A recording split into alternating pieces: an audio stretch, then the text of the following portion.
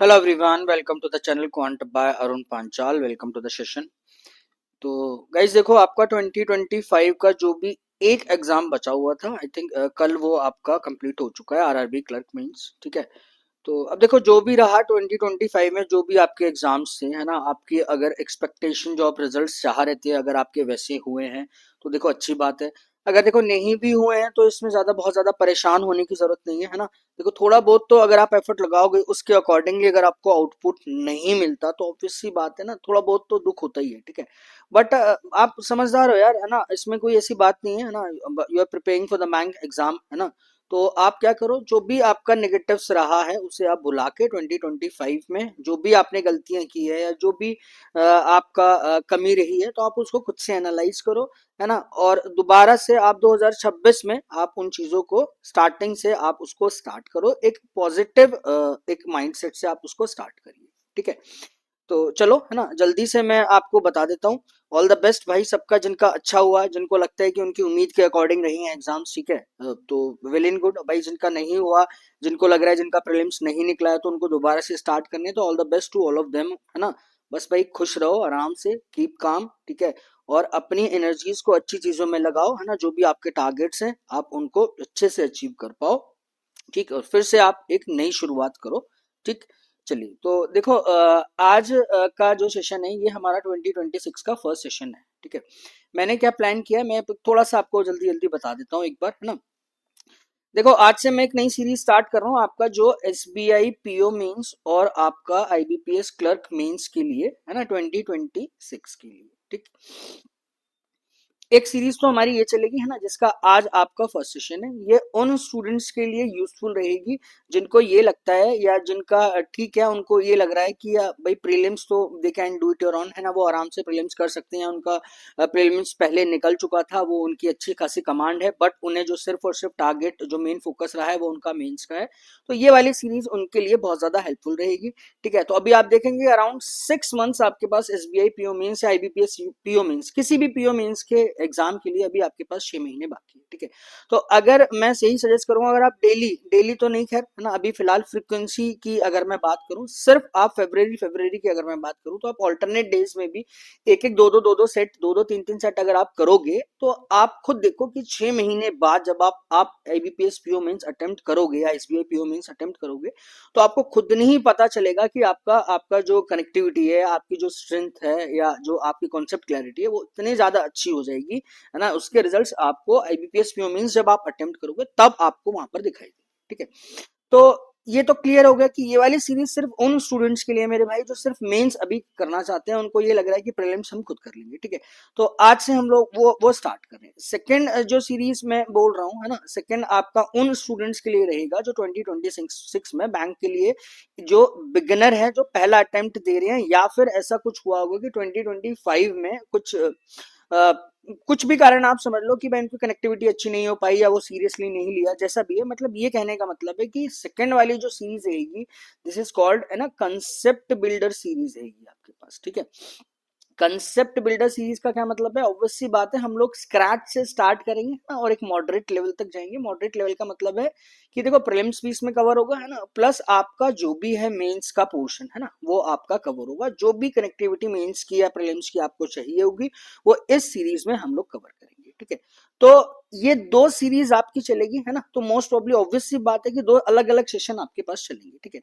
अब देखो इनकी फ्रीक्वेंसी क्या होगी, टाइमिंग्स क्या होगी, वो मैं एक दो दिन में आपको, है ना, थोड़ा सा टाइम निकाल के एक छोटा सा स्ट्रक्चर आपको मैं बता दूंगा, है ना, कि भाई प्रीलिम्स के सेशन आपके जो आपकी कॉन्सेप्ट बिल्डर सीरीज है उस वो किस टाइम पे होगी, क्या फ्रीक्वेंसी रहेगी वीक में, कितने सेशंस होंगे, है ना। और पीओ मेंस की ये जो वाली सीरीज चल रही है इसके वीकली कितने सेशन होंगे तो मैं आपको अभी बता देता हूँ कि 3 से 4 सेशन होंगे फिलहाल, अभी फरवरी तक देखते हैं ना, उसके बाद धीरे धीरे जैसे मेंस आता चला जाएगा तो उसकी फ्रिक्वेंसी इंक्रीज होती चली जाएगी। ठीक है। तो आई होप ये आपके पास क्लियर होगी दोनों की दोनों चीजें, है ना। और एक बात और बता देता हूँ, जो भी चीजें होंगी भाई यूट्यूब पे ओपन होगी, ना तो कोई ऐसा मेंबर वाला कोई सीन है कि सिर्फ मेंबर्स के लिए होगा। हालांकि मैं अभी शायद एलिजिबल भी नहीं हूँ, कि मुझे ज्यादा जानकारी भी नहीं है। ठीक है। वो एक सेकेंडरी पॉइंट है ना। जो भी चीज रहेगी आपकी यूट्यूब की ओपन रहेगी, और प्राइस भी मैं अभी बता देता हूँ आपको, ₹99 रहेगा आपका प्राइस। ठीक है। तो जो भी क्यूआर कोड है, कैसे आप पे करोगे, है ना। जब भी आपको कंफर्टेबल लगता है कि अगर आपकी प्रिपरेशन में लग रहा है कि भाई आपका एड ऑन हो रहा है, तो आप उसको पे कर सकते हो। अदरवाइज ऐसी कुछ दिखनी है ना, आप उसको देखो, है ना, आपकी मेरी फ्रिक्वेंसी अगर मैच होती है तो इट्स वेल एंड गुड, है ना। चलो तो स्टार्ट करते हैं, है ना। जो भी इंफॉर्मेशंस होंगी, है ना, आपकी स्ट्रक्चर कैसा रहेगा, फ्रिक्वेंसी क्या क्या कवरेज रहेगा, कब कब सेशन होंगे, क्या है, तो वो मैं एक दो दिन में आपका बता दूंगा, ठीक है। फिलहाल अभी हम लोग इस वाली सीरीज की बात करते हैं, पीओ मींस का, जो हम लोग आज से पहला सेशन स्टार्ट कर रहे हैं, ठीक है।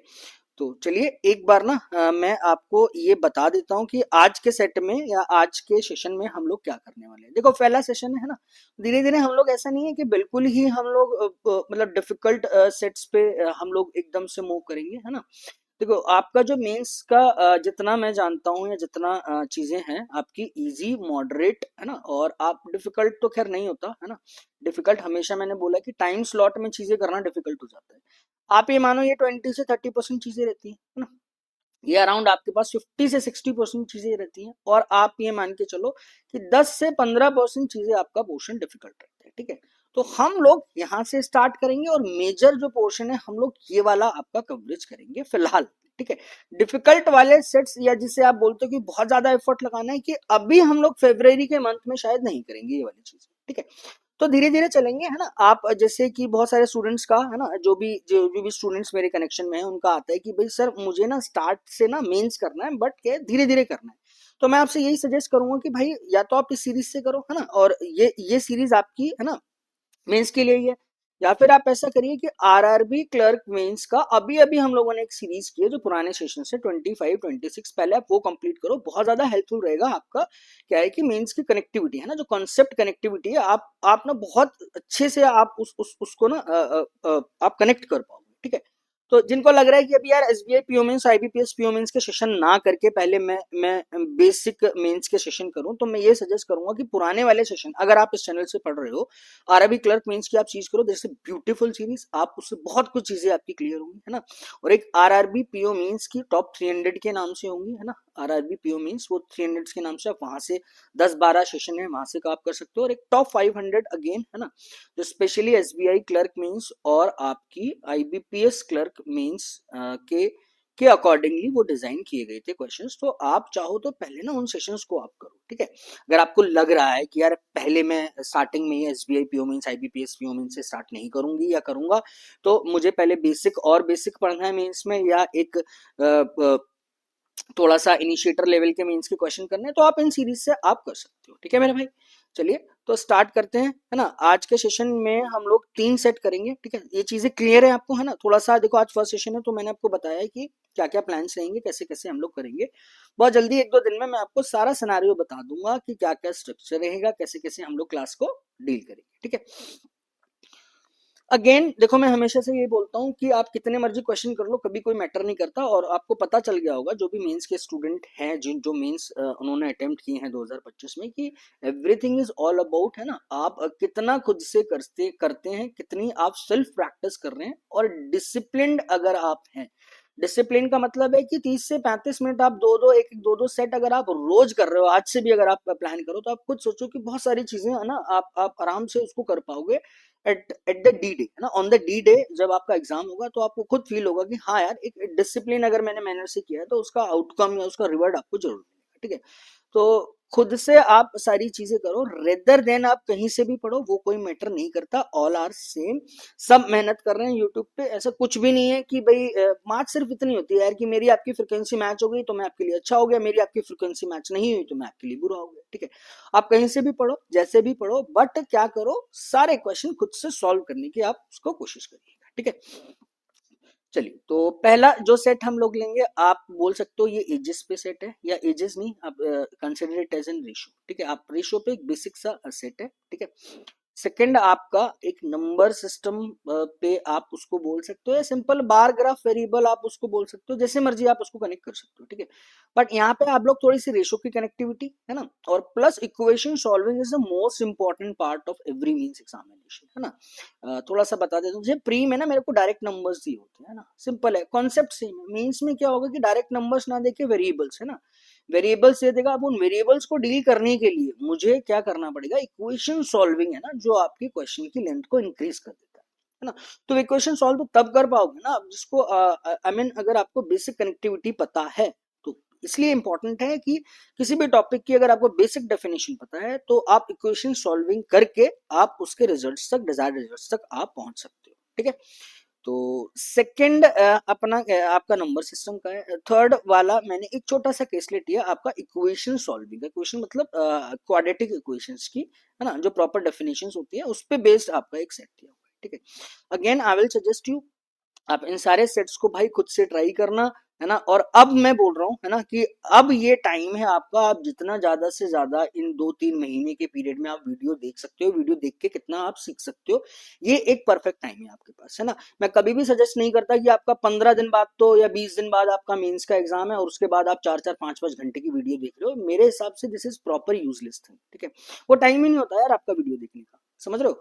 तो वीडियो देखने का तो एक्चुअली में अब टाइम है आपका कि आप कितना आप वीडियो से सीख रहे हो, कितना जो आपको चीजें नहीं आती है, कितना आप उसको कनेक्ट कर पा रहे हो, कितना आपकी प्रिपरेशन में ऐड ऑन हो रहा है। अब आप अच्छे से वीडियो देखो, यू हैव इनफ टाइम, ठीक है। अब आप चीजों को सीख सकते हो वीडियो से, ठीक। चलो तो अगेन, है ना, आप इसको खुद से ट्राई करना। और 3 सेट है, धीरे धीरे हम लोग लेवल इंक्रीज करेंगे। ऐसा नहीं है कि मेरा जो टारगेट रहेगा मेनली इजी क्वेश्चंस पे हम लोग टारगेट करेंगे, और जो आपके टाइम लिमिट वाले स्लॉट्स में ना थोड़ा सा मॉडरेट क्वेश्चन, जिससे आपकी कनेक्टिविटी बनी रहेगी। डिफिकल्ट भी करेंगे, बट बहुत हर कोई सेट डिफिकल्ट हो यार तो वो तो, है ना, वो बेकार की चीजें है ना मेरे हिसाब से, कि हर सेट को डिफिकल्ट, है ना, हर क्लास में एक ऐसा सेट जो एक एक 2-2 घंटे मैं ही लगा रहा हूँ ना, हो ही ना पाए, वो चीजें यूजलेस है, क्योंकि उतना हमको पढ़ना भी नहीं है ना, हमारी ऐसी रिक्वायरमेंट है, ठीक है मेरे भाई।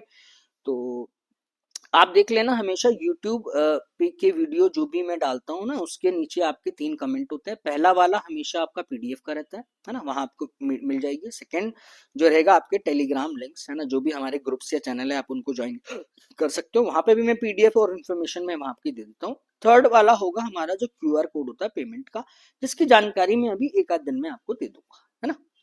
चलिए तो भाई, this is our first session. भगवान का नाम लेके जय श्री गणेशा नमः, जय बजरंग बली, स्टार्ट करते हैं, ठीक है। चलिए जी, ये आपका है ना स्कैनर क्यूआर कोड है। आप चाहो तो, है ना, चैनल को आप ज्वाइन कर सकते हो, क्यूएपी क्वांट पाई अरुण पांचाल। ग्रुप का नाम भी हमारा यही है, क्वांट पाई अरुण पांचाल। यहाँ पर भी मैं आपकी पीडीएफ जो भी इंफॉर्मेशन है यहाँ पर भी मैं आपसे कनेक्ट हो जाता हूँ, ठीक है मेरे भाई। चलिए तो नेक्स्ट आ जाओ आप सेट पर, ठीक है। एक सेकंड रुको।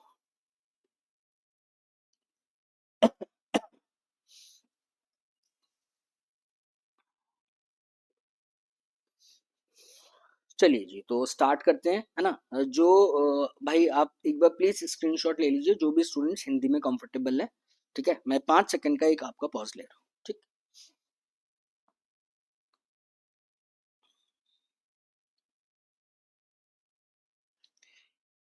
चलो तो भाई स्टार्ट करते हैं। अब आप देखो, ये एक बेसिक सा रेशो कनेक्टिविटी पे सेट दिया हुआ है, बट थोड़ा सा पॉज करने वाला पॉइंट क्या है, यहाँ पे जो वेरिएबल्स है ना, आप उस पे थोड़ा सा और ये कंडीशंस नीचे आपको दी है उस पे आपको थोड़ा सा डील करना है, ठीक है। The present age of Arun and Nancy respectively is 6:Z+3. Okay. At the time of birth of Gorangi, the age of Kabir is 5Z raised to the power 4% less than that of Nancy. At the time of birth of Kabir, Nancy is y square z% less than that of Arun. And present age of Kabir and Gorangi is 26 year. Arun is the eldest among all the friends.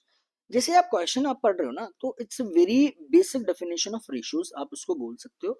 But समस्या क्या है कि ये Z है Y है, अगर मुझे यहाँ पर एग्जैक्ट नंबर्स मिल जाए ना, है ना, यहाँ पर अगर मुझे एग्जैक्ट नंबर्स मिल जाए तो ये क्वेश्चन तो it like a prelims question, basic definition का क्वेश्चन मिल जाएगा, ठीक है।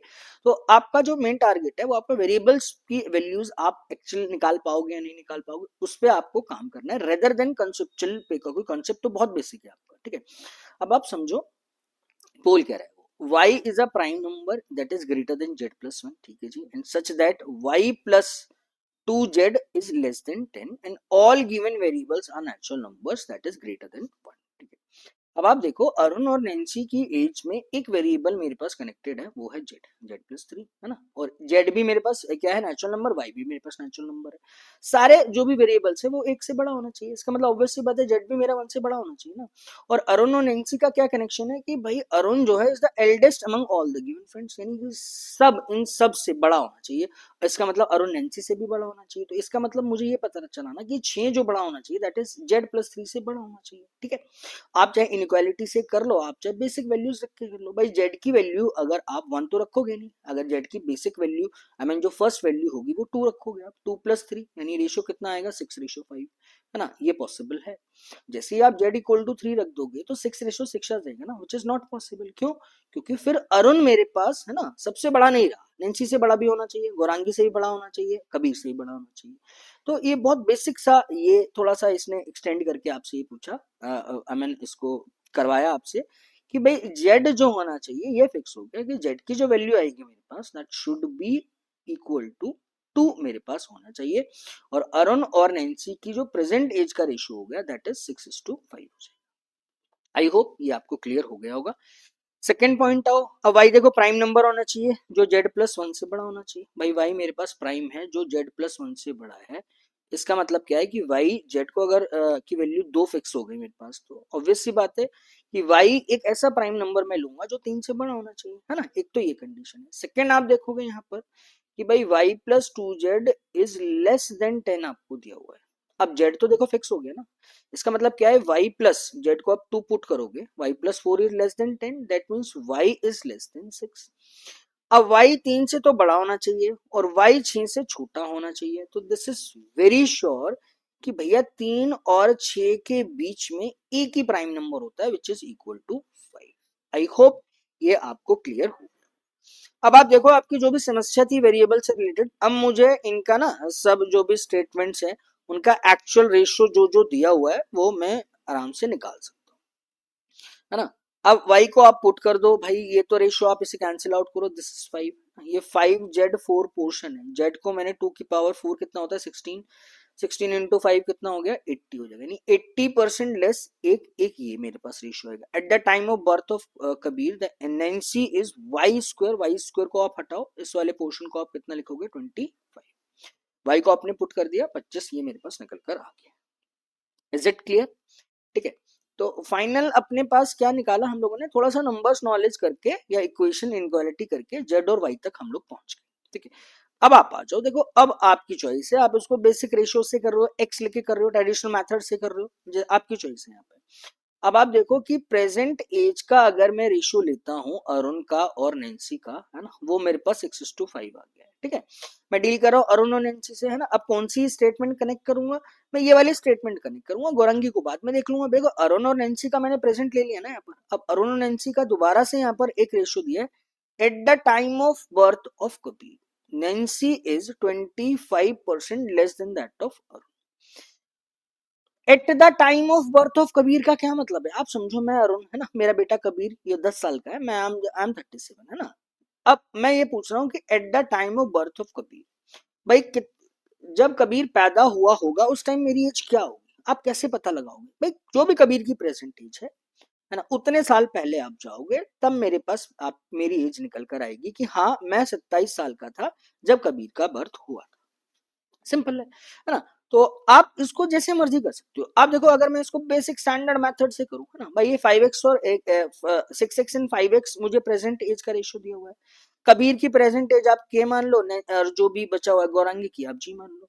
भाई अरुण की एज उस समय कितनी होगी माइनस के, at the time of birth of Kabir, इसकी एज नैन्सी की कितनी होगी 5x माइनस के, इन दोनों का जो रेशियो निकल कर आ रहा है 25% कम है ना। Nancy 25% less than that of Kabir, 25% का मतलब कितना होता है 1/4, इसका मतलब क्या होगा अरुण का 4 पोर्शन होगा, नैन्सी का मेरे पास 3 पोर्शन आ जाएगा, सिंपल है।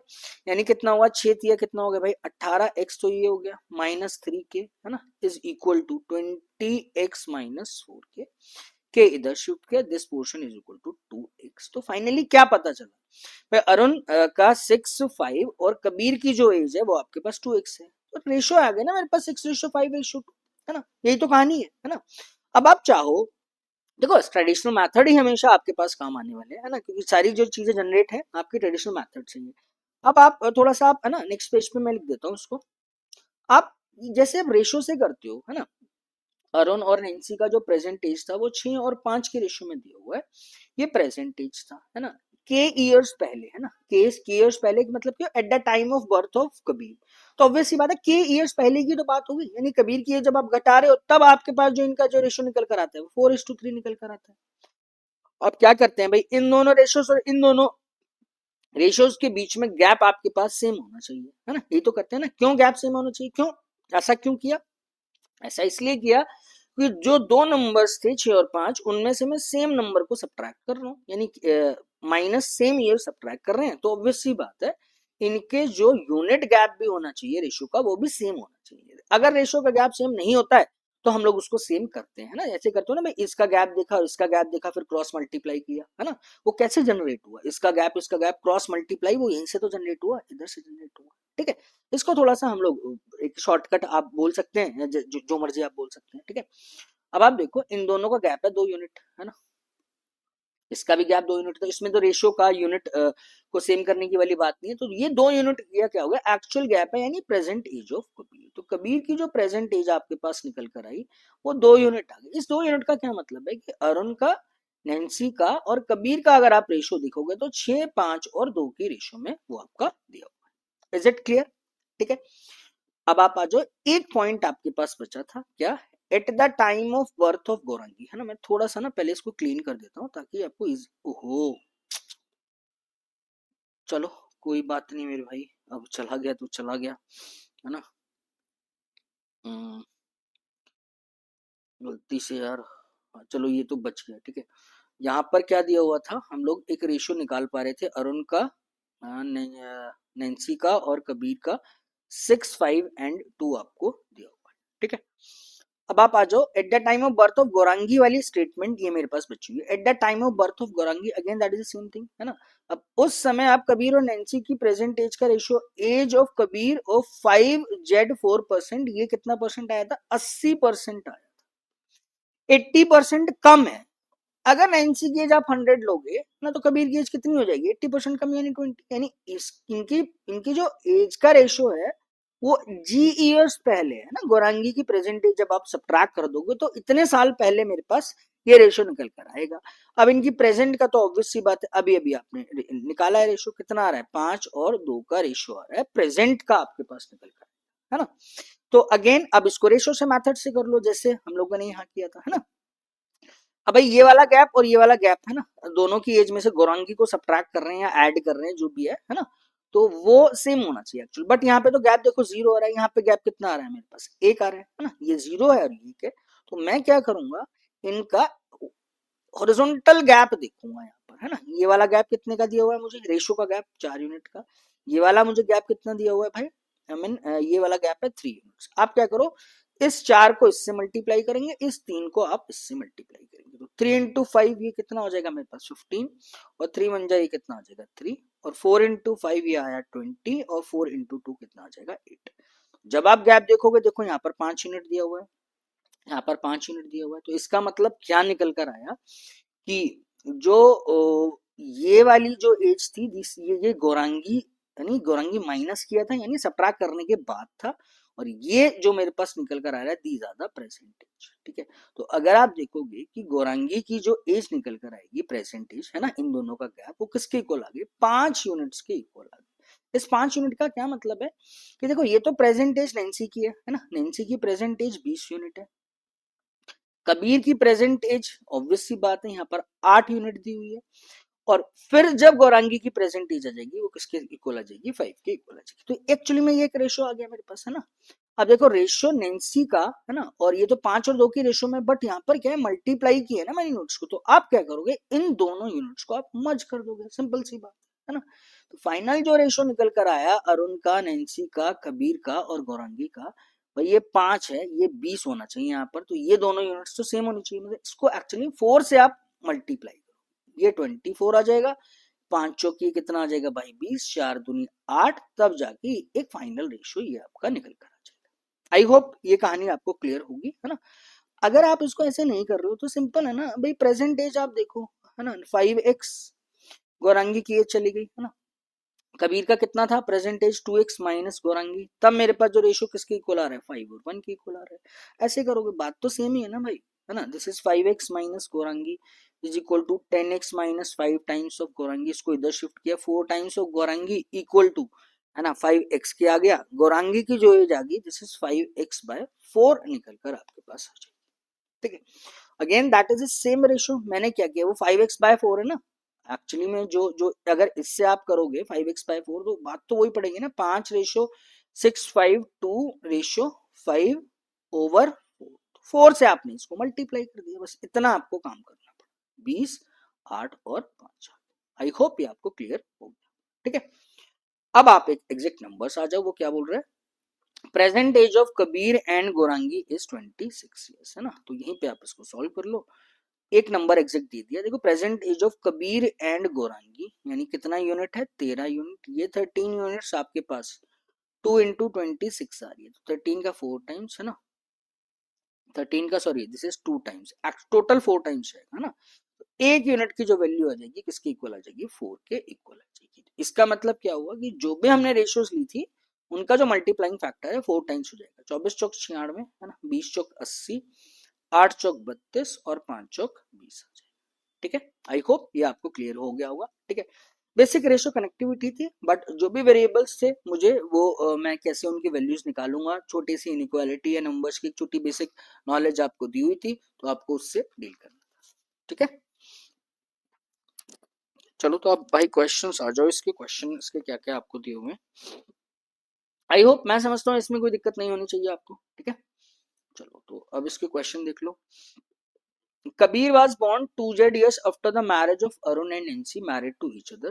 Find the average age of Arun and Nancy together when they got married.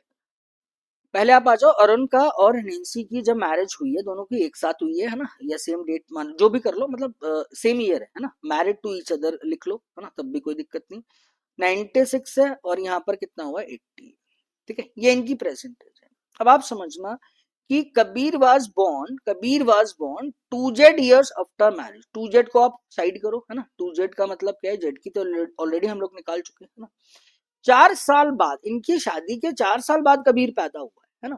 Kabir की प्रेजेंट एज कितनी है 32 साल बाद, आप खुद सोचो ना कि ये अगर 96 में से 32 चला गया तो ये जो एज आएगी वो कौन सी एज आएगी अरुण की, at the time of birth of Kabir, है ना। अब कबीर के बर्थ के टाइम पे ये वाली एज निकल कर आ जाएगी, अगर मैं इसमें से 32 घटा देता हूँ, है ना। तो 96 में से 34 चला गया तो 64 बचेगा, है ना। 9 में से 3 गया 6, 6 में से 2 गया 4, 80 में से 32 चला गया तो इट विल गिव्स यू 48। ये कौन सी एज है, at the time of birth of Kabir, birth of Kabir.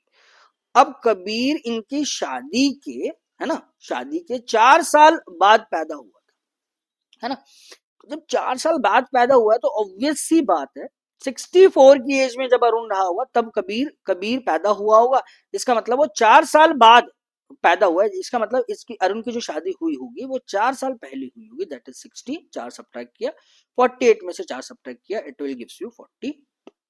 अब यहाँ पर वो आपका प्रेजेंट एज आपसे मांग रहा है, 48 में से 4 जाएगा, इट विल गिव्स यू 44, है ना। 60 plus 44 divide by 2, this is 104/2, तो एवरेज जो रिक्वायर्ड आ जाएगा वो कितना आ जाएगा at the time of marriage, दोनों का 52 ईयर्स आ जाएगा। क्लियर, आई होप कोई दिक्कत नहीं होगी इसमें, बिल्कुल स्ट्रेट क्वेश्चन दिया हुआ था। बट यहाँ पे जैसे ही आप नंबर सारे निकाल लोगे ना तो क्वेश्चन अब इतने ज्यादा खास नहीं है अभी फिलहाल, है ना, क्योंकि देखो फर्स्ट सेशन है तो इतनी ज्यादा बहुत ज्यादा डिफिकल्ट चीजें हम लोग अभी नहीं करेंगे। ठीक, चलिए तो मूव कर जाओ नेक्स्ट पे।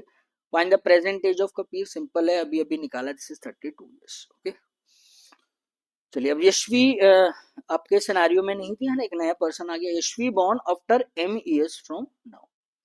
अब आप देखो अरुण, कबीर और Nancy and Gaurangi, 96 years, 32 years, और नैन्सी की जो एज थी कितनी थी एक बार चेक कर लो भाई, 60 था क्या था, 80 ईयर्स, है ना। नैन्सी की एज 80 थी, गौरांगी की 20 साल थी। ठीक है, अब वो क्या बोल रहा है कि जो भी प्रेजेंट एज है ना इनकी, उसके m ईयर्स बाद यशवी का बर्थ होता है। ठीक है, जब यशवी आपके पास, है ना, यशवी कब आपका बर्थ हुआ होगा, प्रेजेंट से m ईयर्स बाद यशवी का बर्थ हुआ। ठीक है, ठीक है जी, नेक्स्ट क्या बोल रहा है, then present age of all 5 members will be 84 years when the Yashvi becomes 4m years old। Yashvi का प्रेजेंट के m साल बाद यशवी का बर्थ हुआ, उस जब यशवी की एज 4m years हो जाएगी तब मेरे पास फैमिली का जो एवरेज एज रहा होगा वो मेरे पास 84 ईयर्स है। तो एम की वैल्यू निकालनी है, सिंपल है भाई। 4 मेंबर थे ना, यशवी जब अब एड ऑन हो गई तो फैमिली में कितने मेंबर्स हो गए, 5 मेंबर्स हो गए, है ना। तो एवरेज जो था उसे मल्टीप्लाई किया मैंने 5 से, तो दिस इट 420 है ना, दिस इज 425 का है ना आधा कर दिया, ठीक है। 420 ये मेरे पास इन सब का सम आ जाएगा। अब आप ये समझना, सबसे पहले इनका ना सम आप निकाल लो। सम कैसे निकलेगा भाई, 100 तो ये आ गया, 196, 196 में अगर मैं 32 ऐड करता हूँ तो दिस इज 228। ये 228 आया था इनका सबका प्रेजेंट का सम। अब कितने साल बाद, m ईयर्स बाद यशवी का बर्थ होता है, तो भाई सबकी एज में mm ईयर्स तो मैं ऐड करूंगा ही करूंगा ना, है ना। ब्रेक करके कर लो भाई, 4m तो ये ऐड हो गया। अब यशवी का बर्थ हो गया, अब 4m ईयर्स की बात कर रहे हैं भाई, तो सबकी एज में 4m 4m 4m और यहां पर भी आपका 4m ऐड करना पड़ेगा आपको। तो आप चाहो तो उसको डायरेक्ट कर लो भाई, 4m इंटू 5 कर लिया मैंने, कोई 5% हो गया ना। देखो यहां तक तो यशवी का जब बर्थ नहीं हुआ था ना, यहाँ तक है ना, तब हुआ यशवी का बर्थ। तो मेंबर तो 4 थे ना, 1 2 3 4, इसलिए मैंने 4 इंटू एम किया। अब यशवी जब 4m ईयर्स की होगी तो सबकी एज में 4m ऐड होगा ना, तो 1 2 3 4 और 5, दिस इज 4m इंटू 5, इसलिए मैंने 4m इंटू 5 कर लिया, ठीक है। तो अब आप देख लो भाई, 4 पंजे 20, 4 24, दिस इज 24m। 24m को मैं 420 में से 228 मुझे सब्ट्रैक्ट कर देना, ठीक है। 420 में से 220 अगर मैं घटाऊंगा मेरे भाई तो मुझे 200 बचेगा, इट विल गिव्स यू 192। और 24 का 8 टाइम्स ये आपके पास जाता है ना, इट विल गिव्स यू 192 और 24 जो होगा 8 टाइम्स आपके पास चला जाएगा, है ना। 12 का दोबारा चेक कर लो, कोई कंफ्यूजन ना हो, 12 दूनी 24, 12 एकम 12, और ये कितना देता है, अरे यार मैं क्या कर रहा हूँ, है ना, 12 एकम 12, 12 छिक 72, हाँ ठीक तो है ना, 8 टाइम्स आ जाएगा, ठीक। एम की वैल्यू 8 आ जाएगी, तो एम की वैल्यू मुझसे मांग रहा है 8, मेरे पास आंसर आ जाएगा, ठीक है मेरे भाई। तो हम लोग इसको देखो, S B I PO mains है ना, आपका 2-2 मार्क्स के क्वेश्चन होते हैं ना, और आईबीपीएस पीओ मेन्स में आपके 1-1 मार्क्स के भी क्वेश्चन होते हैं, है ना। तो वो थोड़ा सा ये फर्क पड़ेगा, बट आप ये मत देखो अभी फिलहाल यार ये 1 मार्क्स का 2 मार्क्स का तो बात की चीजें है ना, अभी तो आपको चीजें सीखनी है, कनेक्ट करनी है, ठीक है। चलो next, that is a super beautiful set, है ना। सुपर ब्यूटीफुल सेट का मतलब क्या है, थोड़ा सा नंबर्स नॉलेज पे, अब ये पूरा सेट ही आपका नंबर सिस्टम पे, आप जो लॉजिकल डीआई बोल दो, मिसिंग वेरिएबल बेस्ड डीआई बोल दो, जो मर्जी आप बोल दो इसको, ठीक है। नंबर्स नॉलेज का ही सारा ये, that is a proper set on numbers knowledge, है ना, बेसिक नंबर नॉलेज पे आपका सेट दिया हुआ, ठीक।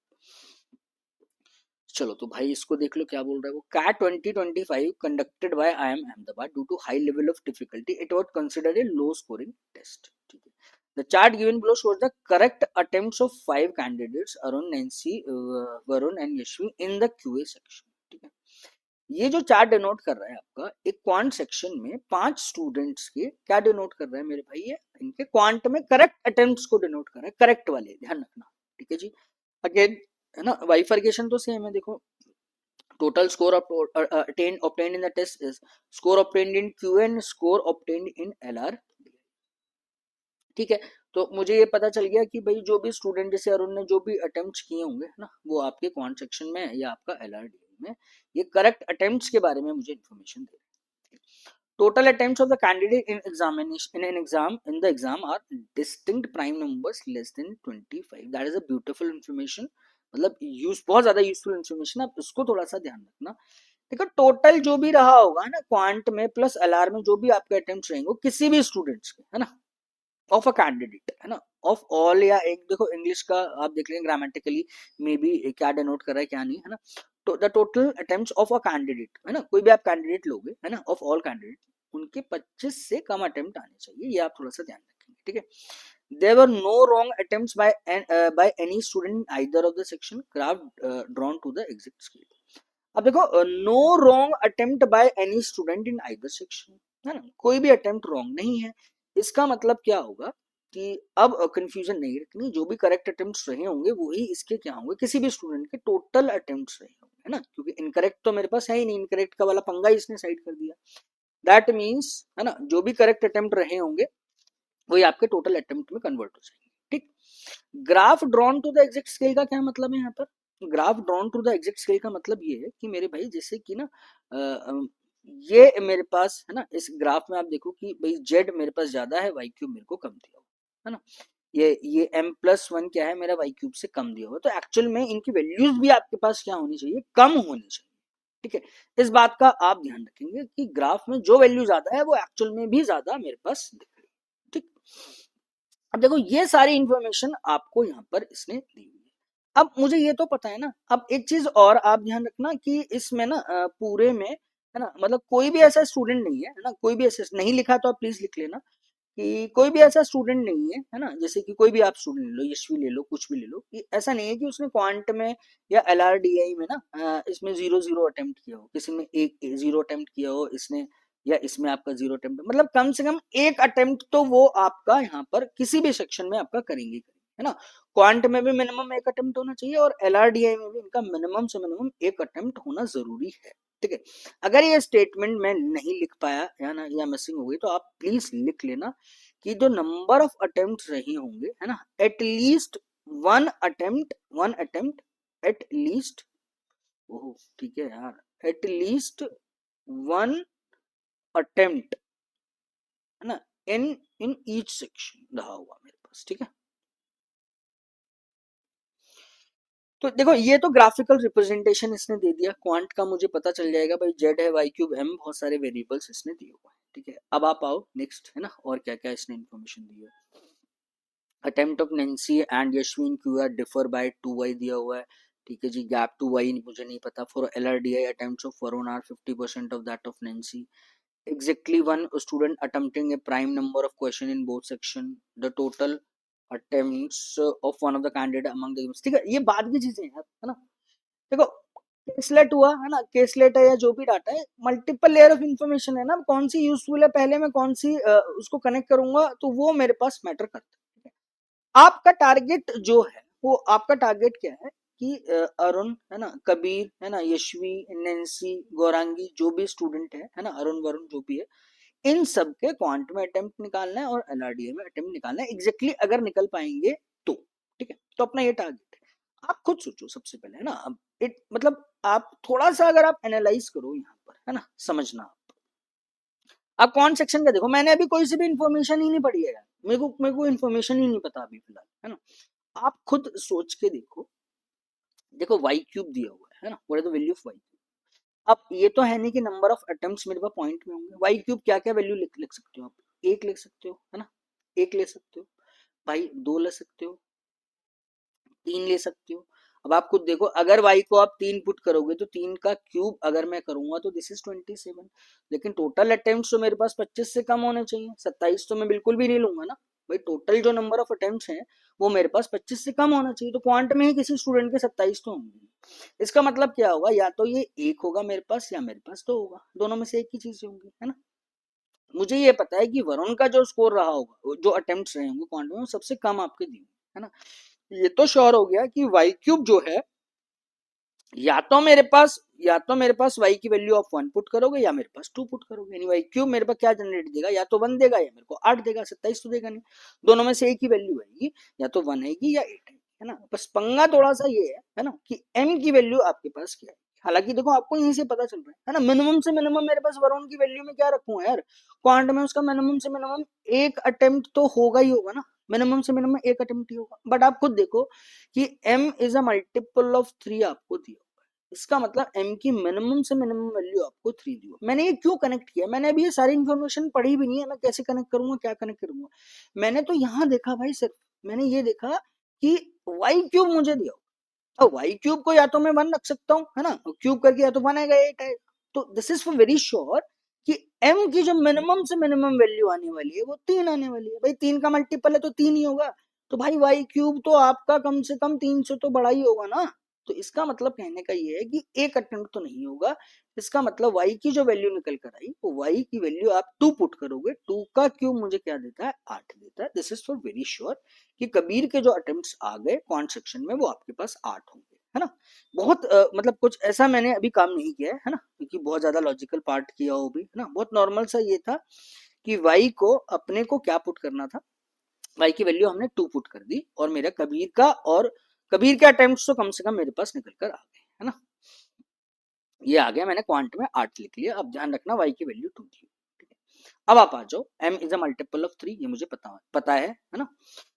अब एक इन्फॉर्मेशन और थी कि क्यूए के बारे में, अभी तो क्यूए की बात कर रहे हैं। Attempts of Nancy and Yashwin QA differ by 2y। देखो जैसे ही y निकला तो मेरे पास यहाँ पर काम आ गया, है ना। Attempts of Nancy and Yashvi in QA are differ by 2y, which is same as the difference between attempts of Arun and Kabir in the same section. अब पहले टारगेट करो अरुण एंड कबीर पे। क्यों? क्योंकि कबीर का स्कोर तो मुझे पता है, कबीर का अटेम्प्ट आ गया 8। कबीर और अरुण में जो डिफरेंस है वो यहाँ पर इसने दिया हुआ है, कितना है आपके पास 2y दिया, यानी जो डिफरेंस आएगा वो 4 आएगा, है ना। अभी इस वाले पोर्शन को अभी हम लोग बाद में देख लेंगे, पहले जो निकली हुई चीज है वो निकाल लेते हैं, है ना।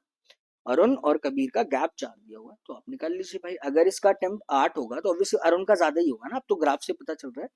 अरुण के जो अटेम्प्ट हो गए वो मेरे पास 12 आ जाएंगे क्वांट में। जेड की वैल्यू मेरे पास 12 निकल कर आ चुकी है। Is it clear? अब आप आ जाओ, कहानी क्या क्या बची हुई है। m is a multiple of 3, है ना। और एक जानकारी और है यहाँ पर, क्या, इधर आप आओ, सिर्फ क्यूए के लिए नैन्सी और यशवी का भी जो गैप रहा होगा ना वो आपका 4 रहा होगा। नैन्सी एंड यशवी का आप गैप पे आ जाओ, है ना। ये रहा नैन्सी का अटेम्प्ट, ये रहा आपका यशवी का अटेम्प्ट। अब आप समझना जरा, है ना। m को अगर मैं 3 पुट करता हूँ, है ना भाई, m is a multiple of 3, minimum से मिनिमम रखूंगा मैं, है ना। तो m+1 की वैल्यू कितनी आएगी मेरे भाई? m+1 की वैल्यू तो 4 आ जाएगी। अब n जो निकल कर आएगा, नैन्सी और यशवी का, है ना, इन दोनों का जो गैप है, इन दोनों का गैप है नैन्सी और यशवी का, यानी m+1 और n का जो गैप आपको दिया हुआ है वो आपको तो 4 दिया हुआ है ना। तो यहाँ से सिंपल आ जाएगा भाई, 4 ये जो अटेम्प्ट यहाँ पर कितने हो जाएंगे इसके? 8 हो जाएंगे। बट आप खुद देखो कि यशवी के जो अटेम्प्ट हैं वो तो आपके पास कबीर से ज्यादा होने चाहिए ना, है ना। भाई मैंने m को 3 रखा, इसकी वैल्यू आ गई 4, इसमें 4 मैं ऐड करूंगा भाई, मुझे यहाँ से ग्राफ से तो ये पता चलना है कि नैन्सी के अटेम्प्ट तो ऑब्वियस सी बात है यशवी से कम होंगे, तो यशवी के ही अटेम्प्ट 4 ज्यादा होंगे, तो ये वाला तो पॉसिबल नहीं हो पाएगा मेरे पास। क्लियर है क्यों पॉसिबल नहीं हो पाएगा? क्योंकि ग्राफ से पता चला कबीर के अटेम्प्ट 8 है, तो नैन्सी यशवी के अटेम्प्ट कबीर से ज्यादा होने चाहिए। क्लियर? अब भाई m को अगर आप 6 रखोगे, आप 6 रखो, अगेन दिस इज 7, है ना। तो साथ में ऐड किया मैंने 4, ये मेरे पास कितना आ जाएगा? 11 आ जाएगा। क्लियर है? आगे पुट करने की जरूरत नहीं है। क्यों पुट करने की जरूरत नहीं है भाई? यार सो सिंपल ना, if it is 9 it will gives you 10, 10 में 4 ऐड करूंगा तो ये 14 देगा। 14 कैसे पॉसिबल हो जाएगा? क्योंकि अरुण के ही यहाँ पर सबसे ज्यादा अटेम्प्ट यहाँ पर ग्राफ में शो कर रहा है जो 12 है आपके पास, ठीक है। तो यहाँ से आप इजिली m की वैल्यू भी आप, है ना, बहुत ज्यादा एफर्ट नहीं, मॉडरेट एफर्ट के साथ आप m की वैल्यू भी आपने निकाल दी। क्लियर होती है कहानी? दोबारा बताता हूँ, m is a multiple of 3, m को मैंने 3 रखा, m+1 कितना आया? 4 आया। अब नैन्सी का और यशवी के जो अटेम्प्ट से गैप, उनमें भी 4 का दिया हुआ था, 4+4 कितना है? 8। बट भाई 8 से ज्यादा आनी चाहिए ना, मुझे पहले ही कंसिडर ये करना था कि वो वैल्यू देखो मैं, अच्छा 8 से ज्यादा आनी चाहिए। अच्छा भाई m को 3 रखा, 3+4+4 8 है भाई, हटाओ इसको। नेक्स्ट आओ 6, 6+1 7, 7+4 11, हाँ जी ठीक है। सिर्फ डायरेक्टली आपको करनी थी, ये तो सिर्फ समझाने वाली बात है ताकि कंफ्यूजन हो, ठीक। तो मैं यहाँ पर लिख सकता हूँ कि इसके अटेम्प्ट हो जाएंगे मेरे पास 6, इधर इसका कितना आया? 7, नेक्स्ट मेरे पास ये कितना आ जाएगा? 11 आ जाएगा। क्लियर? चलो, तो एक सेक्शन की हमारे पास कहानी खत्म हुई, है ना। अब आप इनके अटेम्प्ट्स का एक टेबल बना लो। अब आपको थोड़ा सा एलआरडीआई में काम करना पड़ेगा। Arun, Kabir, Nancy, Varun, Yashvi. Arun, Kabir, Nancy, Varun and Yashvi, ठीक। क्यूए के अटेम्प्ट सामने निकाल दिए, है ना। टोटल अटेम्प्ट और एलआरडीआई का अभी आपके पास रहेगा।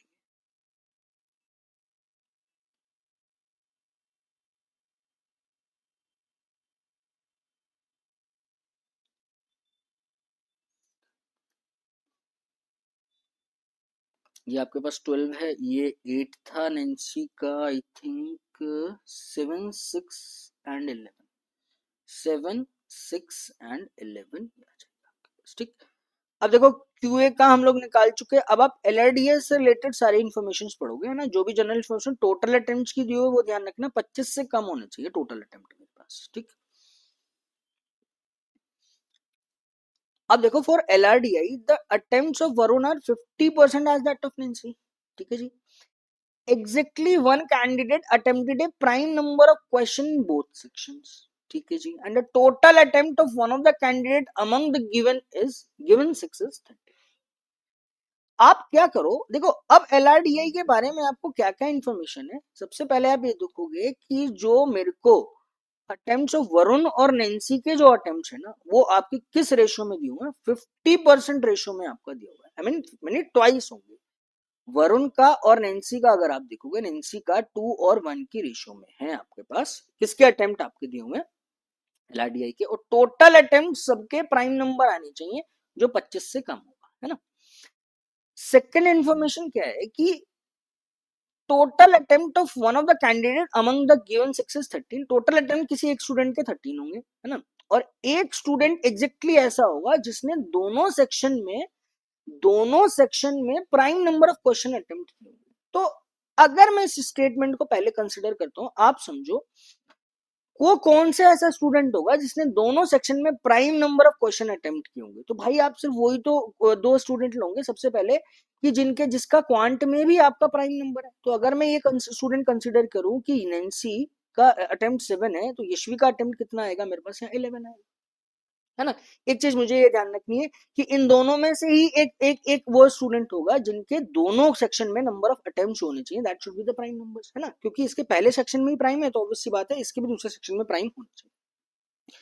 अब आप ये देखो, ये इनका क्वांट का है, ये इनका एलआरडीआई का। अब आप खुद सोचो नैन्सी का जो भी अटेम्प्ट रहा होगा एलआरडीआई में, they must be a multiple of 2 ना, मल्टीपल ऑफ 2, है ना। भाई नंबर ऑफ क्वेश्चंस तो मेरे पास पॉइंट में ही आने नहीं चाहिए, भाई मल्टीपल ऑफ 2 रहा होगा मेरे पास जो भी अगर नैन्सी का अटेम्प्ट रहा होगा, है ना। यहाँ पे आप देखोगे भाई 2 है, 4 है ना, या 2 हो सकता है, या 4 हो सकता है, या 6 हो सकता है, या 8 हो सकता है ना। बट मेरे पास प्राइम नंबर तो एक ही है ना मेरे भाई। तो प्राइम नंबर अगर एक है तो मैं तो सिर्फ एक पॉसिबिलिटी लेके चलूंगा, क्या लेके चलूंगा कि अगर एलआरडीआई में नैन्सी का स्कोर प्राइम रहा होगा 7+2, तो इसके जो टोटल अटेम्प्ट्स रहे होंगे वो मेरे पास 9 आ गए होंगे, विच इज नॉट पॉसिबल। क्यों पॉसिबल नहीं है, ऑब्वियस सी बात है, टोटल नंबर ऑफ अटेम्प्ट्स भी मेरे पास प्राइम आने चाहिए।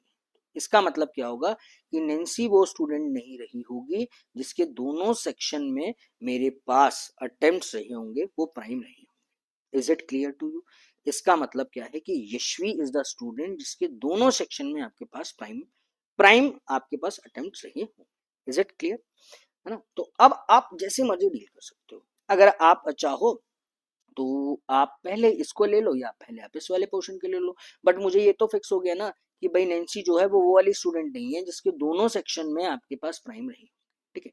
अब आपकी चॉइस है भाई, है ना। या तो आप इस वाले पोर्शन को पहले ले लो या इस वाले पोर्शन को पहले ले लो। अगर नैन्सी का देखोगे, देखो नैन्सी और यशवी का, है ना, नैन्सी और वरुण का तो मुझे दिया हुआ है ना भाई, ये नैन्सी और ये मेरे पास वरुण दिया हुआ, ये 7 है और ये 6 है। इसके जो भी अटेम्प्ट रहे होंगे, है ना, इसके जो भी अटेम्प्ट रहे होंगे आप इसका डबल कर दो, है ना। वो जाके मेरे पास क्या निकल कर आ जाएगा, अटेम्प्ट निकल कर आ जाएंगे टोटल। अब आप समझो, है ना, ये 1 है ना भाई, 6+1, है ना, तो ये प्राइम नंबर आ रहा है, सिर्फ प्राइम नंबर आना चाहिए, ये भी ध्यान रखना है आपको। 6+1 कितना हुआ, 7। भाई 7+2 क्या प्राइम नंबर है, नहीं, 2 तो नहीं रखूंगा, हटा दो आप इसको। अगली वैल्यू आओ भाई, 6 में अगर एक नंबर ऐड कर रहा हूँ तो टोटल 7 आ रहा है। अब अगला प्राइम नंबर आएगा, कितना आएगा मेरे पास भाई, 11 आएगा, है ना। 11 के लिए अगर इसके अटेम्प्ट 6 है तो इसके अटेम्प्ट कितने होने चाहिए, 5 होने चाहिए। अगर इसके अटेम्प्ट टोटल यहाँ पर 11 है तो ये सेटिस्फाई कर रहा है, प्राइम है। 5 का डबल करूंगा तो कितना आएगा यहाँ मेरे पास, 10 आएगा। हाँ जी, 7+10 कितना आ गया, 17। अगेन दिस इज प्राइम, ये सेटिस्फाई कर रहा है बस, ठीक है। अगला आप रख के देख लो भाई, 5 की जगह अगर नंबर 13 यहाँ पर आएगा, है ना। अगर अगला प्राइम नंबर अगर मैं 13 लेता हूँ तो ये 6 लिया था मैंने, 6+5 कितना हुआ, 11, है ना। तो अगला यहाँ पर आप क्या रखना पड़ेगा, आपको 7 रखना पड़ेगा ना, इसको ऐसे रख लो। 6+7 कितना आया, 13। बट अगर यहाँ पर 7 अटेम्प्ट है तो यहाँ पर आपके कितने अटेम्प्ट होने चाहिए, 14। तो 14+7 कितना दे रहा है आपको, 21, विच इज नॉट पॉसिबल, ठीक है। आगे आपको सॉल्व करने की जरूरत ही नहीं है ना। आपको देखो भाई, अगला जो प्राइम नंबर आएगा वो 11 के बाद 13, 13 के बाद 17 प्राइम नंबर आएगा। तो इसमें क्या आप 11 ऐड करोगे, है ना। अगर इसमें 11 ऐड करोगे, 11 6 17, तो ये दे गया आपके पास, है ना। तो 7 में अगर आप 11 का डबल ऐड करोगे 22, तो वो तो 25 से क्रॉस चला जाएगा ना आपके पास, ठीक है। तो दिस इज वेरी फिक्स क्या कि मेरे पास नैन्सी का भी अटेम्प्ट निकल गया एलआरडीआई का, जो मेरे पास 10 होना चाहिए, मेरे पास वरुण का भी अटेम्प्ट निकल गया भाई। क्या वरुण का अटेम्प्ट निकलेगा, वो मेरे पास 5 आ गया, तो यहाँ पर 11 आया और यहाँ पर कितना आ जाएगा 17 आ जाएगा। ठीक है, तो बस ना ये थोड़ा सा पोर्शन था जिसमें कॉम्प्लेक्सिटी थी, या थोड़ा सा आपको करके देखना था, कॉम्प्लेक्स तो मैं नहीं बोल सकता, थोड़ा सा आपको करके देखना था। अब आप देखोगे सारी ना बहुत ज्यादा इसमें अब काम करना नहीं। ठीक है, मैं ना एक बार आपको दोबारा से बता देता हूँ, अगर आपको कोई भी कंफ्यूजन है तो, है ना, इसको आप रब कर दो एक बार। ठीक, देखो ये छोटी छोटी चीजें अगर ये वाले पॉइंट्स आप अच्छे से समझ लोगे ना, तो पूरा सेट ना अब आपका आराम से हो जाएगा ना। और मैं समझता हूँ कि ये जो है आपका 2 मार्क्स का सेट ही बनता है ना। ये आसान क्वेश्चन में अटेम्प्ट नहीं करोगे इसको, है ना, आसान वाले क्वेश्चन में आप इसको कंसिडर नहीं करोगे भाई, ये मॉडरेट में आएगा आपके पास। ठीक है, टाइम लिमिट होती है तो ना, और थोड़ा सा लेवल ऑफ डिफिकल्टी आप 5-7% इंक्रीज कर लीजिए। आप देखो क्वांट की तो कहानी क्लियर थी। आप एलआरडीआई का जब मैंने डील किया था तो मैंने ये कहा था कि नैन्सी का 7 है, और मैंने किसका लिया था, यशवी का 11 लिया, है ना। मैंने पहले इन दोनों को ये देखा कि भाई एक स्टूडेंट ऐसा होना चाहिए जिनके जिनके दोनों में मेरे पास अटेम्प्ट प्राइम होने चाहिए। तो आप देखो, या तो भाई ऑब्वियस सी बात है, या तो दोनों में अटेम्प्ट जिसके क्वांट में ही प्राइम नंबर है तो उसके भी अटेम्प्ट एलआरडीआई में, तभी तो मैं इन दो को कंसिडर करूंगा जिसके दोनों में क्वांट में, है ना, दो स्टूडेंट ऐसे जिनके क्वांट में प्राइम नंबर। ठीक, अब यहाँ पर आप देखो, एक इन्फॉर्मेशन होती है कि वरुण और नैन्सी का अगर ये अटेम्प्ट 2 है, इसका कितना होना चाहिए, 1 होना चाहिए एलआरडीआई में। That means the attempt of Nancy in LRDI is a multiple of 2। अब अगर ये वाली स्टूडेंट वो है जिसके दोनों में प्राइम है, तो भैया प्राइम और इवन तो एक ही पॉसिबल है ना, विच इज 2। 7 प्लस दोनों क्या, टोटल अटेम्प्ट 9, ये प्राइम नंबर है, cancel out. This is very sure कि यही मेरे पास ऐसी स्टूडेंट होगी यशवी जिसके दोनों सेक्शन में मेरे पास प्राइम नंबर होने चाहिए। ठीक है, मैंने यहां से ये पता लगा। अब मेरे पास आसान पोर्शन कौन सा था फिलहाल, है ना, जो एकदम से मुझे क्लिक किया वो ये था कि नैन्सी और वरुण का डबल अटेम्प्ट में आपका दिया होगा, 7 ये होगा, है ना, और ये मेरे पास 6 होगा। मुझे ये पता है कि टोटल अटेम्प्ट, है ना, दोनों के जो टोटल अटेम्प्ट आने चाहिए, they must be prime number. भाई 6 से अगला प्राइम नंबर क्या है, 7 होगा। अगर इसका एलआरडीआई में 1 रखता हूँ तो इसका 2 रखना पड़ेगा मुझे, विच इज नॉट पॉसिबल, है ना। 9 ये मैं कैंसिल आउट कर दूंगा, 1 तो मैं नहीं रखूंगा। अगला प्राइम नंबर देखा मैंने भाई 7, इसका स्कोर नहीं तो 11 होगा। 11 के लिए भाई इसको 5 रखना पड़ेगा, इसको 10 रखना पड़ेगा। अगर मैंने इसको 10 रखा, 7 प्लस 10 कितना आया, 17। हाँ मेरा काम हो रहा है यहाँ पर। अगला आप आ जाओ भाई, 13 अगर मैं यहाँ रख रहा हूँ तो 2 ऐड करो ना, 7 7 यहाँ ऐड करना पड़ेगा, 14 यहाँ पर ऐड करना पड़ेगा। 7 और 14 कितना होता है, 21। Is it A prime number, which is not possible. और टोटल अटेम्प्ट जो है 25 से आपके पास कम निकल कर आने चाहिए। तो मैं समझता हूँ कि इतना अब आपको क्लियर हो गया होगा कि भाई 7 के बाद 13 के बाद 17 अगर आप प्राइम नंबर रख के देखोगे तो you have to add 11। Add जब 11 ऐड करोगे तो जो नैन्सी के स्कोर में आपको या अटेम्प्ट्स में आपको 22 ऐड करना पड़ेगा, जो 29 आपको देता है, which is not possible. Clear होती है कहानी, इज इट क्लियर। ठीक है, अब आप आ जाओ यशवी पे, है ना। भाई 11 है ना, 11 आया, है ना। अब क्या होगा कि यहाँ पर मैं प्राइम नंबर ऐड करूंगा, है ना, प्राइम ही नंबर ऐड कर सकता हूँ क्योंकि मेरे पास यही एक ऐसी स्टूडेंट है जिसके दोनों सेक्शन में प्राइम नंबर हो। भाई करो ऐड प्राइम नंबर, सिंपल सी बात है। आप सारे प्राइम नंबर ऐड करके देख लो। आप भाई नेक्स्ट नंबर क्या है, 2 है, अगला प्राइम नंबर क्या है, 3 है, फिर 5 है, फिर 7 है, फिर 11 है ना। 11 और 11 22, 25 से कम होना चाहिए। 13 है, 17 है, जो भी आप रख के देख लो। भाई 17 तो मैं बिल्कुल नहीं रख के देखूंगा। 11 प्लस 2 मुझे क्या देता है, 13 देता है ना। भाई 11 प्लस 3 क्या देगा मुझे यार, 14 देगा, विच इज नॉट पॉसिबल। मुंह जबानी वाले काम है। 11 और 5 16, again this is not possible. 11 और 7 कितना हो गया भाई, 18, दिस इज नॉट पॉसिबल। 11 और 11 कितना हो गया, 22, विच इज नॉट पॉसिबल। 13 और 11 कितना हो गया, 24, विच इज नॉट पॉसिबल। आगे तो देखने की जरूरत ही नहीं है। तो यार एक ही तो पेयर बना, ये तो सिर्फ कहने वाली बात है कि बहुत सारे प्राइम नंबर आपको चेक करने हैं, है ना। तो आसान है, कोई इतना ज्यादा डिफिकल्ट नहीं बोल सकता। तो 11 प्लस 2 कितना आया भाई, 13। ठीक है, तो एक्चुअली में वही एक ऐसी स्टूडेंट थी यशवी की दोनों में प्राइम भी उसके आ गए और उसका जो टोटल स्कोर भी आ गया वो भी आपके पास कितना आ जाएगा, 13 आ जाएगा। Is it clear. और ये हम लोग ध्यान रखेंगे, इसने जो बोला है कि टोटल स्कोर नहीं, सॉरी, अटेम्प्ट्स जो होने चाहिए डिस्टिंक्ट प्राइम नंबर, सबके अटेम्प्ट्स जो है टोटल वो आपके डिफरेंट डिफरेंट होने चाहिए। ठीक, इज इट क्लियर। अब आप आओ भाई कबीर का। कबीर का आप देखो, अब तो बहुत आसान है भैया। अगला प्राइम नंबर क्या है, 8 से तो बड़ा ही होगा ना भाई। 11 नहीं ले सकते, 13 भी नहीं ले सकते, 17 भी नहीं ले सकते, है ना। ना 11 ले सकता, ना 13 ले सकता, ना 17 ले सकता। प्राइम नंबर बचे कौन कौन से, मेरे पास 19 और 23 ही बचे हैं, इनके अलावा और कोई प्राइम नंबर बचे नहीं। ठीक है, तो या तो इसका score overall I mean attempts रहे होंगे 19 या 23 भाई, या फिर इसके 23 या फिर इसके 19 बचे होंगे, और कोई ऑप्शन नहीं है। अरुण और कबीर का एग्जैक्ट अटेम्प्ट्स में नहीं पता लगा सकता, ठीक है। अगर इसका 23 रहा होगा तो दो पॉसिबिलिटी आ जाएगी भाई, इसके 11 रहे होंगे, 12 और इसका 7 रहा होगा, है ना। अगर ये 8 है तो इसके भी अटेम्प्ट्स यहाँ पर कितने रहे होंगे, 11 रहे होंगे। और यहाँ पर आप देख लो कि 23 है और मैं 12 और 13 अटेम्प्ट इसके यहाँ पर, ठीक है। तो इन दोनों में मैं एग्जैक्टली डाटा नहीं देख सकता कि भाई किसके एग्जैक्ट अटेम्प्ट्स मेरे कितने रहे होंगे, ना तो अरुण के मुझे पता चलेगा, ना ही मुझे कभी पता चलेगा, ठीक है मेरे भाई, ठीक। तो आई होप इतना एक्सप्लेन करने का कारण ये था कि जब आप वैल्यूज लोगे ना, कौन कौन से कैंसिल आउट होगी, कौन कौन से एलिमिनेट होगी, है ना, या वो वैल्यू मैं नहीं लूंगा, क्यों नहीं लूंगा, वो भी तो रीजन आपको पता होना चाहिए ना, ठीक है। चलो, तो इसमें एक बार देखो कि एलआरडीआई में तो इसने कुछ रिस्ट्रिक्शन नहीं दी हुई ना कि मतलब जो अटेम्प्ट्स रहेंगे इसके वो आपके पास डिफरेंट रहेंगे, एक बार और चेक कर लो, है ना। तो अगर इसने ये बोल दिया कि नंबर ऑफ अटेम्प्ट्स एलआरडीआई में अलग अलग होंगे, तो एक ही पॉसिबिलिटी बनेगी यहाँ पर, है ना, 13 और 7। चलो, आई थिंक तो ऐसा तो इसने कुछ दिया नहीं है, मैंने भी शायद ऐसा प्लान नहीं किया था, है ना, ठीक है। नंबर ऑफ अटेम्प्ट्स भाई, student date was consider low, total attempt के बारे में दिया हुआ है मेरे भाई इसने, बट एक्चुअली डजंट सेड कि whether the attempts of each student, है ना, should be differ in LRDI, ऐसा कुछ नहीं दिया हुआ, ठीक।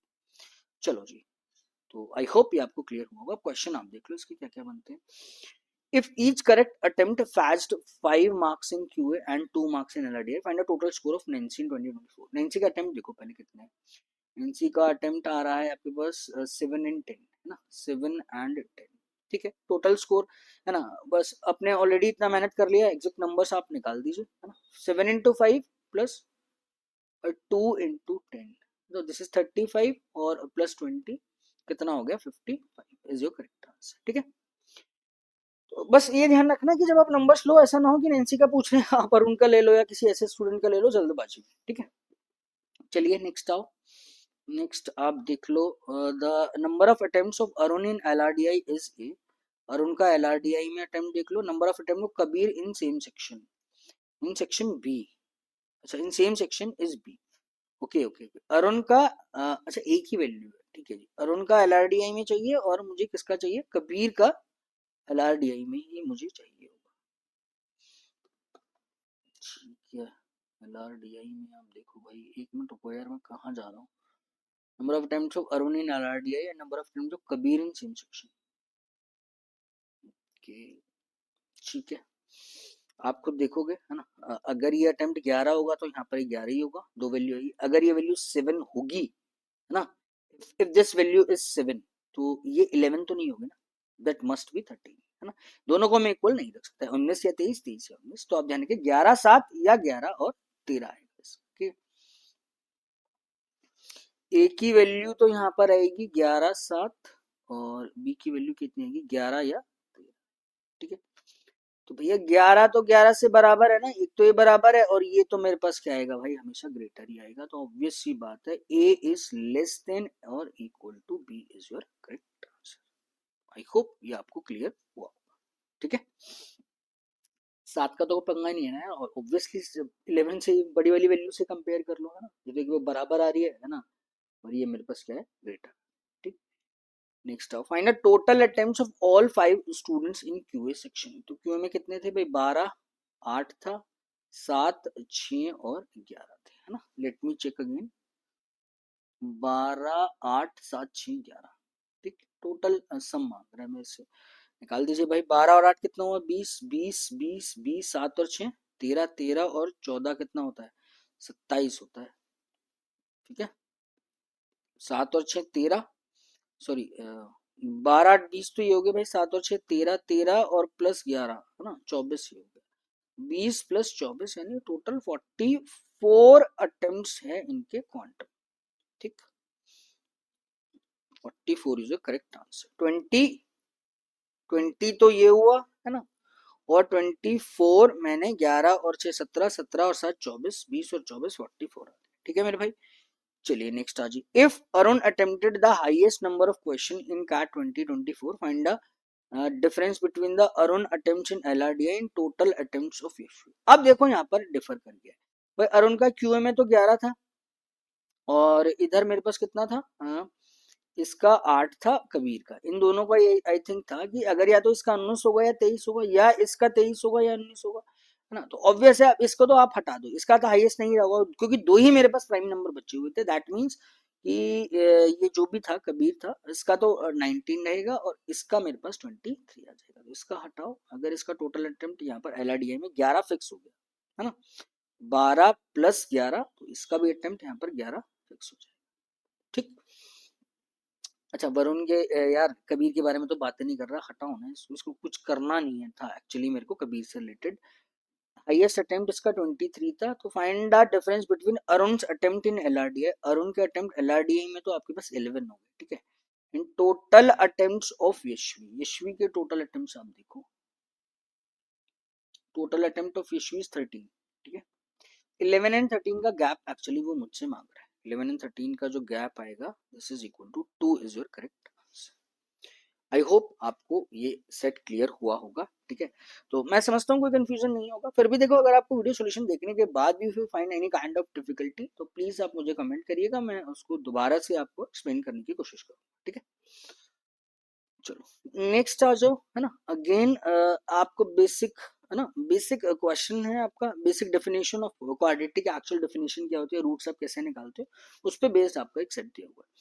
अब देखो, ये मेरे पास 4 इक्वेशन दी हुई है, the 4 quadratic equation X Y और ए और बी में, यानी X Y A and B, ये पी का मल्टीप्लीकेशन है, पी एक्स स्क्वायर दिया हुआ है actually, this is Q Y square R A square and this is S B, यानी एस इंटू पी, ठीक है।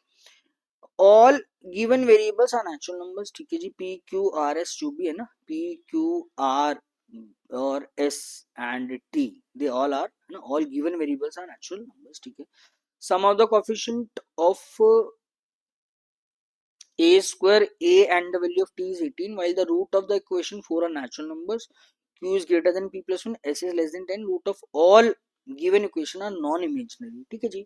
अब आपको देखो पता होना चाहिए यार, डिस्क्रिमिनेंट, ये तो मेरे पास कंडीशन होती है ना भाई, बी स्क्वायर माइनस 4ac, है ना, ये मुझे पता है कि मैं नॉन इमेजिनरी पे तो कभी काम ही नहीं करता यार।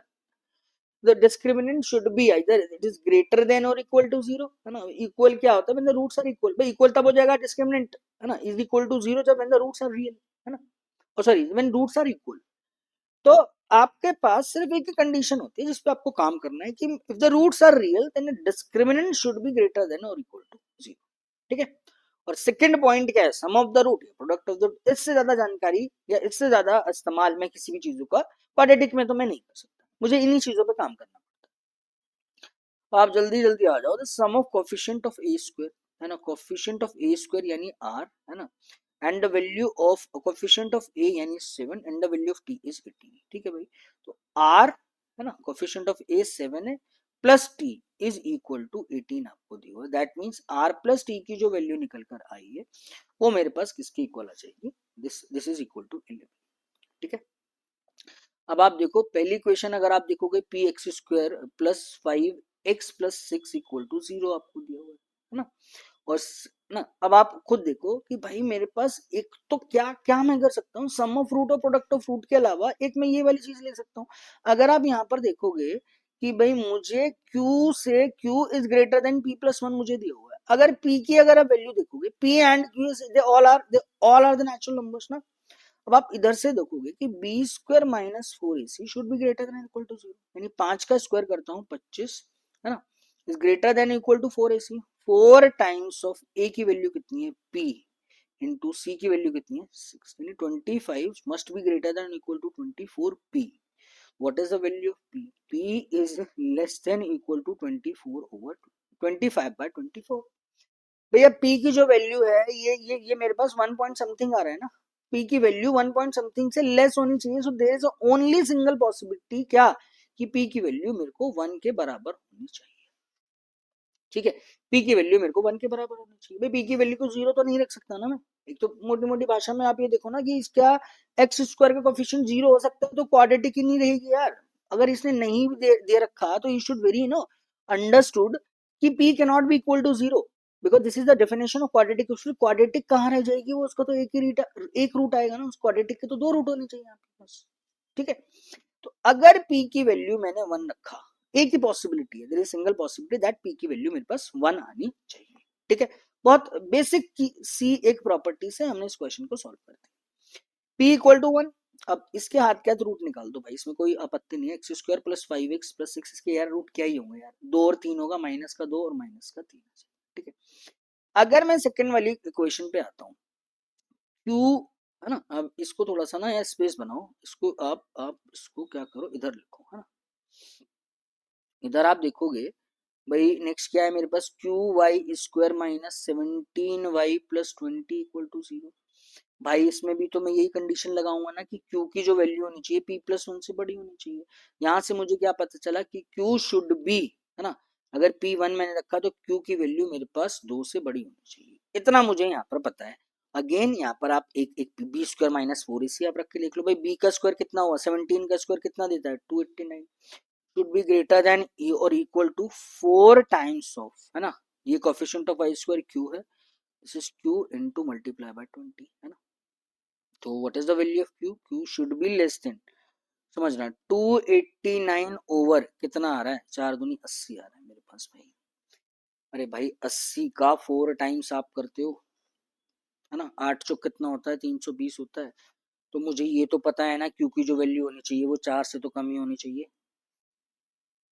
क्यू की वैल्यू जो है वो 4 से इंटीग्रल वैल्यू कम होनी चाहिए और क्यू की वैल्यू 2 से बड़ी होनी चाहिए। अब ये इंटीजर होना चाहिए मेरे पास, है ना, नेचुरल नंबर होना चाहिए, all given variable are the natural number. भैया वैल्यू क्यू की 2 से तो बड़ी है और 4 से छोटी है, तो इज ओनली सिंगल पॉसिबिलिटी क्या, the value of Q should be equal to. ठीक है, इतना आपको यहाँ पर काम करना था। ये आपका आईबीपीएस पीओ मेंस में आए हुए क्वेश्चन है ना। मैंने आई थिंक एक ये पहली वाली क्वेश्चन में तो मैंने वो भी नंबर्स रूट्स भी चेंज नहीं किए, कंडीशंस में थोड़ा सा मैंने चेंज किया, बट रूट्स मैंने पहली इक्वेशन के बिल्कुल चेंज नहीं किए, सेम रूट मैंने यहाँ पर रखे। ठीक है, क्यू को अगर आपने 3 रख दिया तो again this is 3y square minus 17y plus कितना आ जाएगा 20, है ना, 20 दिया कितना है 60, 12 और 5 अगर आप करोगे तो 12 पंजे कितना होता है भाई 60, डिवाइड बाय 3 आप करना मत भूलना। Root of the second equation इधर लिख रहा हूँ 4 and 5 by 3। Is it clear, इसमें तो कोई आपत्ति नहीं होनी चाहिए आपको। ठीक है, इसके भी रूट आप हटाओ। सेकंड मेरे पास जो था वो मेरे पास क्या था कि r प्लस टी मेरे पास 11 निकल कर आएगा, है ना, 11 मेरे पास निकल कर आएगा। और क्या क्या दिया हुआ था कि t की जो वैल्यू है t is equal to 3q plus 1 है। अगर जैसी आपके पास q की वैल्यू निकल गई है मेरे भाई, q हमने 3 निकाल दिया तो t इज इक्वल टू 10। अगर t 10 है तो r की वैल्यू किसके इक्वल आ गई, 1 के इक्वल आ जाएगी। ठीक है, सारा सॉर्ट आउट हो गया मेरे पास। r मेरे पास 1 है और t की वैल्यू 10 आ गई। जैसे आप r को 1 पुट करोगे तो ये तो सिंपल एक इक्वेशन बन गई ना, this is what a square plus 7a plus 12, इसके फैक्टर कितने होने वाले, 4 और 3 नेगेटिव का होगा, this is -4 and this is -3। ठीक है, यहां पर थोड़ा सा आपको काम करना है क्या कि s इज लेस देन 10। अब आप देखो कि t से रिलेट तो मुझे पता चल गया ना भाई, टी स्क्वायर माइनस एस मुझे नहीं पता, s इंटू बी प्लस मेरे पास जो वैल्यू निकल कर आएगी t की किसके इक्वल आ रही है, टी मेरे पास 10 दिया हुआ था। ठीक है, इतना मुझे समझ में आता है। अगेन मैं वापस से वही करूंगा भाई, B square minus 4 should be greater and equal to 0, जैसे मर्जी आप कर सकते हो, आपकी चॉइस है। अब आप समझोगे क्या, समझोगे कि इक्वेशन 4 के जो रूट्स है ना वो मेरे पास नेचुरल नंबर्स होने चाहिए, पॉइंट्स में पॉसिबल नहीं होने चाहिए। ठीक है, the roots must be natural number. अब एक की तो पॉसिबिलिटी बनती है, again that is B square minus 4 AC, है ना। अब नेक्स्ट पेज पे थोड़ा सा हम लोग कर लेते इस वाली इक्वेशन को कि भाई B square minus S into B था plus 10 equal to 0, B square यानी एस का स्क्वायर, है ना, should be greater than equal to 4 times of 10 into. तो भाई इसका मैं स्क्वायर करूंगा, है ना, कोई ऐसे नंबर का स्क्वायर करूंगा जिसका स्क्वायर 40 या 40 से ज्यादा होना चाहिए और s must be a natural number. ठीक है, क्या करोगे भाई, 7 का स्क्वायर किया मैंने, है ना, भाई 6 का स्क्वायर 36 देता है, तो 7 होगा या 8 होगा या मेरे पास भाई 9 होगा।